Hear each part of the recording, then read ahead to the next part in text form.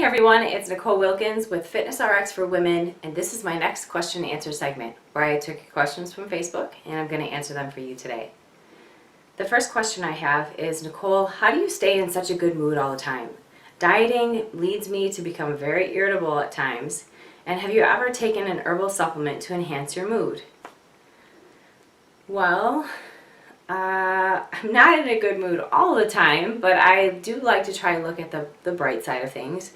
I do have my moody moments just like anyone else, but in those moments I try to take 30 minutes and watch a TV show that I like. I call a friend, I surround myself with loved ones, I go to the gym. That also helps with a bad day. This light is really bright. As far as the diet making me irritable, I don't really think about it that way. I've been eating clean for a very long time and I choose to eat the way I eat, so sure, at times I'm more hungry, but if I'm unhappy more than I'm happy, and it's because of the way I'm eating, then obviously there's something that needs to change. So you would be irritable if we're with your coworkers at your job, or if it's rainy out and not sunny out. So there's many reasons why you're irritable at times, and that's totally normal. It's just it shouldn't be most often. So if that's the case, then definitely change something up. And no, I have never taken an herbal supplement to enhance my mood, so I'm not really sure.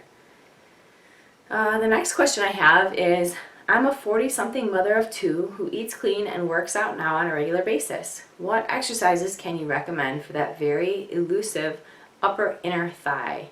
I've been trying to target it and not getting results as easily as with the rest of my body. Thank you. Some exercises to work the upper inner thigh would be wide leg squats. So starting with your feet wider than shoulder width apart, turning your toes out at about a 45-degree angle, and then squatting so that your knees go in the same direction as your toes will target more of the inner thigh. You could also do the adductor machine. So ADD, adductor, works the inner thigh, so you're squeezing your thighs together, and the abductor, ABD, works the outer thigh, so it works more of the glutes. So incorporating the adductor will help with the inner thighs. And also doing like side lunges. If you don't know what a side lunge is, YouTube it. There's a ton of them. So you start with both feet together and basically you lunge out to the side, so you keep one leg really straight and then you bend the knee that you're stepping into, and then you come back up to the starting position, and make sure you do that on both sides. The next question is, how about a blast from your past? What was your very first competition? What inspired you to enter? And what was your most memorable moment of that event? Well, my first competition was November 2003, and I actually competed in fitness at the Western Michigan. At the time, figure had just started, so it was very new. I decided to do a competition when I saw professional fitness at the 2002 Arnold Classic, and I knew some gymnasts that had went into the sport after their gymnastics career was done, so I just didn't really know where to start. So I dated a bodybuilder who helped me with the diet part, and I had my best friend at the time choreograph my routine in her backyard because she was a Detroit Pistons automotion dancer, and one of her friends had one of her friends cut my music, and then I saw a photo in a magazine of a girl wearing this costume that I wanted, so I took it to this dance studio and the lady made it for me for $100. And then I ordered my suit that I had paid, I think, like $100 or $150 for it, and I picked it up at this little nutrition shop that they were selling them out of, and I entered my first show. I dieted for I think 6 or 8 weeks for it, and I think the most memorable moment of that day was just that my whole family came out to support me. So they gave me a really hard time at first, but then they knew I was like super passionate about it and really was serious about it, and just that I had completed something that I wasn't sure what to expect. I didn't know what the outcome was going to be. I just really wanted to challenge myself. I felt physically the best I had ever felt up to that point. I could see muscle definition that I never saw before.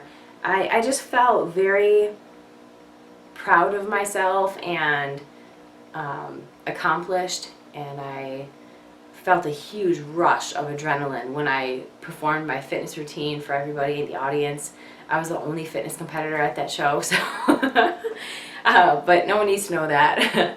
I took the first place trophy, but yeah, I just had a really great time, and that's obviously what continued on my journey. The next question is, hi Nicole, I was curious to know what I should eat after an evening workout that ends around 8 p.m. Should I have a dinner, such as chicken and spinach, or just a protein shake because it is so late? Well, even if you work out at 8 p.m., you can still have a carbohydrate after your training. I think utilizing a carbohydrate post-workout is important to replenish the glycogen stores that you had burnt off during your training session, especially if you're looking to build some muscle.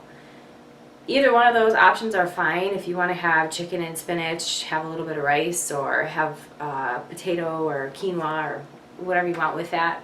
And then, or you could have a protein shake and some fruit if you wanted something a little lighter before going to bed. I usually don't have a hard time eating a meal before I sleep, but some people don't like to go to sleep on a full stomach. That is definitely not me. So both of those options are just fine. And the next question I have is, can you recommend a good sports bra for a full chest that doesn't make you look like you're wearing a compression bandage? I'm basically needing them for cardio and weights at the gym, not running any marathons or anything. Some good sports bras. I think Champion makes some good sports bras. Under Armour is usually a little bit more like secure, thicker. If you want, Lululemon also makes great bras. They're a little bit more expensive, but they will last forever, so they're also a great option. They have many different supports, so I would check those out too. And the last question I have is, I always seem to have trouble getting good fats into my diet. I know nuts are good and peanut butter is good, but obviously you don't want too much of them. How else can I increase my fats? I always get stuck around 25 grams and I'm trying to increase it up some. Well, 25 grams really isn't a lot if you're eating nuts. It's pretty easy to get. I mean, in 2 tablespoons of peanut butter you get 16, so that's like 2 small spoonfuls. But some other options for fats that might be a little easier is oils. So any kind of olive oil, coconut oil, those are all good sources of fat. If you want to have fattier meats like sea bass, salmon, steak, those are also good sources of fat and omega-3 fatty acids. So the other one is avocado. Avocado is a really good, easy, quick fat source. So that's my questions for this week. Until next week, keep asking your questions on the FitnessRx for Women Facebook page, and I'll be back every Friday to answer them for you. Until next time, keep living the fit life.